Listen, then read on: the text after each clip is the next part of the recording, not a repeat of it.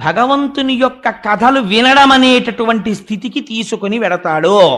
కాబట్టి కొన్ని కోట్ల కోట్ల కోట్ల జన్మల వరకు అసలు భాగవతం వైపుకు కానీ భగవత్ కథ వైపుకి కానీ వెళ్ళాడు అంటే వాడి జీవితంలో ఒక గొప్ప మార్పు ప్రారంభమైనది.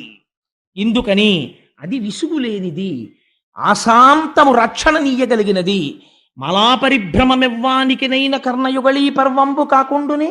ఎవ్వరికైనా సరే భగవంతుని యొక్క కథలనేటటువంటివి కర్ణపేయంగా ఎంతో సంతోషంగా ఉంటాయి. ఆ భగవంతుని యొక్క కథలను వినడము నువ్వు ప్రారంభిస్తే భక్తి కలుగుతుంది.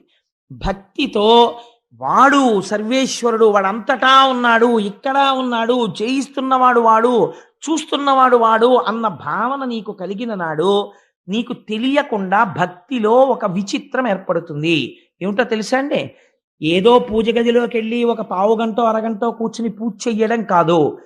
ఒక పాత్ర ఈ చేత్తో పట్టుకుని ఒక పాత్ర నిండా నూనె తీసుకుని ఈ పాత్రని ఇలా వంపితే ఇందులోంచి సన్నటి తైలధార ఈ పాత్రలోకి పడుతుంటే ఎలా పడుతుందో అలా కొంతకాలానికి ఏమైపోతుందంటే పానీయంబులు త్రాగుచున్ కుడుచుచున్ భాషించుచున్ హాసలీలా నిద్రాదులు చేయుచున్ తిరుగుచున్ సంతత శ్రీనారాయణ పాద పద్మజుగళీ చింతామృతాస్వాద సంధానుండై మరచన్ అన్నట్లుగా పడుకుంటాడు.